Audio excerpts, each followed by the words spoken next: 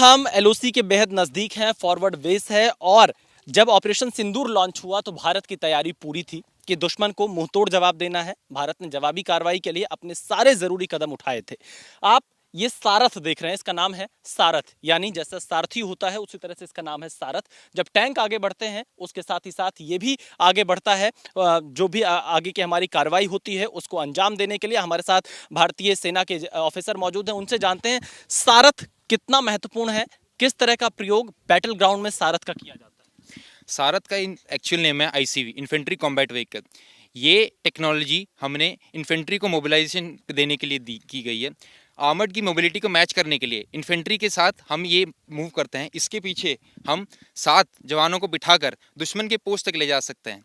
इससे हमें दुश्मन के स्मॉल आर्म्स फायर से प्रोटेक्शन मिलता है। साथ ही साथ हमारे पास फायर पावर के लिए एंटी टैंक गाइडेड मिसाइल जो कि 75 मीटर से लेकर 4000 मीटर तक की मारक क्षमता रखता है। उसके साथ एक 30 mm कैनन गन जो कि एंटी पर्सनल, एंटी टैंक और एंटी एयरक्राफ्ट रोल में भी इस्तेमाल करके हम इस्तेमाल कर सकते हैं। उसके अलावा हमारे पास इसकी लोकल प्रोटेक्शन के लिए 7.62 mm PKT है। तो एक बेसिकली ये एक फायर पावर और मोबिलिटी को मैच करता हुआ व्हीकल है। इसका नाम इन्फेंट्री कॉम्बैट व्हीकल। इसे ये भी कहा जा सकता है कि टैंक एक तरफ जब दुश्मन के पोस्ट उड़ाता चले उसके पीछे से सारथ पहुंचकर उस पोस्ट पर अपना कब्जा कर ले। जी बिल्कुल सही है। टैंक जैसे पहले जाएगा पोस्ट को बर्बाद करेगा, उसके पीछे पीछे इन्फेंट्री की टुकड़ी इसके अंदर बैठ के वहां जाएगी और उस लोकेशन को ऑक्यूपाई कर लेगी। ऑपरेशन सिंदूर के वक्त भी आप लोग तैनात रहे, पूरी तरह से रेडी मोड में थे। जी ऑपरेशन हमारी तैनाती यहाँ पे 24 घंटे रहती है।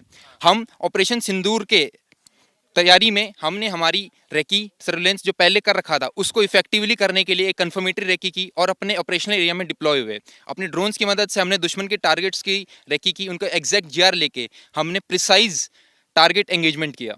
यहाँ से पाकिस्तान की जो पोस्ट रही है उनको उड़ाया गया है। जी एंटी टैंक गाइडेड मिसाइल को इस्तेमाल करके उनकी पोस्टों को बढ़ाया गया है। और क्या क्या नुकसान किया गया दुश्मन देश का? दुश्मन देश के नुकसान में जो उनके एयरक्राफ्ट एंटी एयरक्राफ्ट रोल में इसको इस्तेमाल किया। एयर संतरी के रोल में 24 घंटे तैनात रही हमारी आईसीवी। इन केस एडी और आर्टिलरी से बचकर कोई एयरक्राफ्ट हमारी तरफ आता है तो हम उसको इससे एंगेज कर सकते हैं।